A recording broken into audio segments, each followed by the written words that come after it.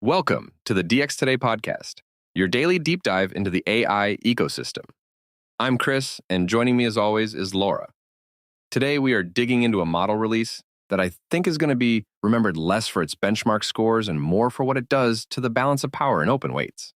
I have been waiting all week to talk about this one, Chris, because on August 3rd, 2026, Alibaba dropped Qwen3.8 Max, and then 5 days later, they announced that the weights themselves are coming out during the week of August 10th. Okay, so let's slow down for people who do not spend their entire lives reading model cards, because I want to make sure we establish why the word Max in that name is doing so much heavy lifting here. Great instinct, because Max is Alibaba's designation for their absolute top-tier flagship, the one they normally keep locked behind an API. Every previous Max model was closed. This is the first time a Max class model has ever been slated for open release. And the raw specifications on this thing are genuinely difficult to hold in your head. So walk me through the architecture before we get anywhere near the benchmark tables and the marketing claims. 2.4 trillion total parameters, which is an enormous number, but it is a sparse mixture of experts' design, so only about 95 billion parameters actually activate for any single token that the model produces. So the thing is simultaneously gigantic and, in a very specific computational sense, surprisingly efficient to actually operate at scale. That distinction between total and active parameters trips up almost everyone I talk to, so give me the plain English version of what sparsity is actually buying Alibaba here in practice. Think of it as a very large staff of specialists where a router picks a small handful for each word. You pay to store all of them, but you only pay compute for the few that get called in. The full roster sits in memory waiting, and the router decides in real time which handful of specialists is relevant to the current token. So the memory bill is enormous, and the inference bill is comparatively reasonable, which is exactly the trade-off that makes these giant sparse models economically viable in the first place for a company at Alibaba's scale. Precisely right. And on top of that, it is fully multimodal on the input side, accepting text, images, and video. With a 1 million token context window and roughly 130,000 output tokens in a single response. That output ceiling matters enormously for agentic work, where a model may need to emit an extremely long plan or a very large block of code without truncating. All right, now let's get to the part where I get skeptical, because every lab on Earth publishes a benchmark chart where they happen to win. And I have learned to read those charts with a fair amount of suspicion. You should be skeptical, and I want to give you the honest version rather than the press release version. On OS World Verified, which measures agents operating real computer interfaces by clicking, typing, and navigating actual software, Qwen scored 86.1, which is the headline number that drove most of the coverage this week. Give me the comparison points, because a number without context is just a number. And I want to know who exactly they are claiming to have beaten on that particular evaluation. GPT 5.6, Solmax came in at 83.2, Claude Fable 5 at 85.0, and Gemini 3.1 Pro trailed the group at 76.2. Those are tight margins at the top, and I would push back that a gap of roughly 1 point between Qwen and Claude Fable 5 is well inside the noise band for most of these evaluations. That is a completely fair criticism, and here's the thing that actually raised my confidence rather than lowered it.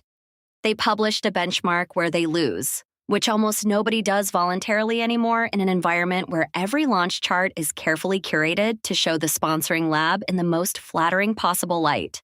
Now that genuinely interests me, because publishing your own losses is the single cheapest credibility signal a lab can send. And it is remarkable how few of them bother to send it. On Terminal Bench 2.1, they scored 86.6, which beats Claude Opus 4.8 and Claude Fable 5 at 84.6 each, but loses to GPT 5.6 Solmax at 88.8. So they are honestly in the conversation without claiming to have won the conversation, which is a meaningfully different posture from what we usually see in these launch announcements. They also lead on Paper Bench at 93.0 and IF Bench at 82.8, which measure research reproductibility and instruction following precision, respectively. Paperbench asks whether a model can actually re-implement published research from a paper, and IF Bench asks whether it does exactly what you told it to do. Instruction following is the unglamorous one that actually determines whether you can build a product on top of a model. So I'm glad you flagged it rather than letting it disappear into the chart.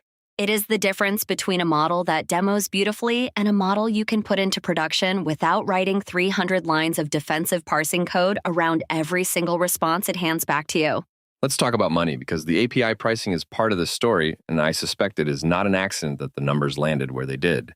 $2 per million input tokens and $6 per million output tokens, which puts frontier-class capability at a price point that meaningfully undercuts what most Western labs charge for comparable performance tiers. And that gap is wide enough that it changes the unit economics of any product doing heavy volume. But here's my honest read, and tell me if you disagree. The API price is the least interesting fact in this entire story because the weights are the actual news. I agree completely, and this is where I want to plant a flag. Alibaba is releasing Qwen3.8 Max and a much smaller Qwen3.8 27 billion parameter model together. The license question has to be the first thing anyone asks, because open weights under a restrictive commercial license is a fundamentally different product than open weights under something permissive. That is the honest gap in this story right now. Qwen3.5 and 3.6 both shipped under Apache 2.0, which is a strong precedent, but Alibaba has not confirmed the license for this release. So the likelihood is high and the confirmation is 0, which is exactly the kind of distinction that gets flattened out in coverage and then surprises somebody's legal department 6 months later. And as of today, August 8th, there is still no matching repository on the Qwen organization page at Hugging Face. So everything we are discussing is a promise with a date attached rather than a thing you can download. Now let me play devil's advocate hard, because I think there's an obvious objection here that a lot of the enthusiastic coverage is quietly skipping right past without addressing it at all. Go ahead, and I suspect I know exactly which objection you're about to raise, because it is the one that kept nagging at me while I was reading through the coverage. Who on earth can actually run a 2.4 trillion parameter model? This is open weights that essentially nobody outside a well-funded lab has the hardware to serve at any reasonable speed. You are right, and I'm not going to pretend otherwise. For the overwhelming majority of developers, the max weights are functionally a research artifact rather than something they will ever load onto their own hardware. So is the whole thing a symbolic gesture then? A flag planted for prestige rather than a genuine contribution to the working open source ecosystem that people actually build on? No, and here is why. The 27 billion parameter sibling is the one that ordinary teams will actually run. And history says the smaller model is where the real ecosystem impact happens. Every single time we have watched this pattern play out, the model that fits on accessible hardware is the one that ends up defining the ecosystem. Explain that mechanism, because I want listeners to understand why a small model can matter more than a giant one, even when the giant one gets all the headlines and all the benchmark charts. Because the small model becomes the base that thousands of people fine-tune, quantize, distill, and embed into products. Roughly 40% of all new large language model derivatives created on Hugging Face are now Qwen-based, and one of their mid-sized models pulled over 6.1 million downloads in a single month, which was roughly 4 times its nearest competitor. 40% of derivatives is a genuinely staggering concentration number, and it suggests the center of gravity in open source has shifted much further than most people in the West have internalized. It has, and the download data backs it up. Chinese-developed models were roughly 30% of all open model downloads globally as of April of 2026, and China accounted for about 41% of all hub downloads across the trailing year. Downloads are a soft metric, though, and I want to be careful here because a download is not the same thing as a deployment or a dollar of production traffic actually running through a model. Fair challenge, so let me give you the hard metric instead. On OpenRouter, which is the largest neutral routing layer, Chinese open weight models were roughly 61% of all tokens consumed by May of 2026. That is real production traffic rather than curiosity clicks. And 61% of consumed tokens is a number that should be genuinely uncomfortable for anyone who assumed this was still a Western-dominated field. 4 of the 5 most used models on that platform are Chinese right now, and Meta's Llama, which was the undisputed open weight leader 2 years ago, has fallen off the rankings entirely. That Llama collapse deserves more discussion than it has gotten, because it did not happen through competitive defeat so much as through a deliberate, strategic decision that Meta made on its own. Exactly.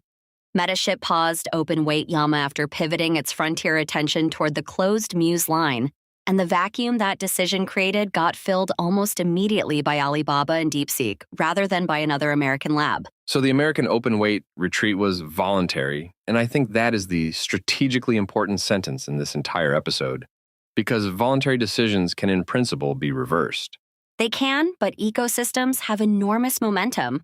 Once tooling, tutorials, quantization pipelines, and fine-tuning recipes standardize around one model family, switching costs compound in a way that is very hard to undo quickly. Reversing that takes years of sustained shipping, not a single announcement or a single strong release. Let's talk about the policy dimension briefly, because open weights sit in a genuinely awkward spot relative to how export controls have been designed and enforced over the last several years. Export controls target chips, which are physical objects that cross borders through customs. Weights are files, and once a file is on Hugging Face, it is everywhere permanently and irreversibly within hours of publication. Mirrors appear, torrents appear, and there is no mechanism anywhere in the world for pulling that back once it is out. Which means the compute asymmetry that policy has been built around only ever constrain training, and it does very little to constrain who gets to use the resulting artifact after the training run finishes. That is the structural insight, and it is why a single release like this one carries more strategic weight than a dozen closed model announcements ever could in terms of actual global capability diffusion. So what are you actually watching for during the week of August 10th? And what would make you revise your read on this whole situation in either direction? 3 things specifically. First, the actual license text. Second, whether the repository genuinely appears on schedule. And third, how quickly the community ships usable quantizations of the 27 billion parameter model. Because the speed of that response tells you how much genuine enthusiasm exists underneath the headline numbers everyone is quoting. And what would falsify your thesis? I always want to know what evidence would change your mind, because a claim that cannot be wrong is not really a claim at all. If the license lands restrictive, or the max weights quietly slip while only the smaller model ships, then this becomes a marketing moment rather than the structural shift I'm currently describing it as. That is a clean and testable prediction, and I appreciate that you put a date and a falsification condition on it, rather than just gesturing vaguely at momentum and vibes.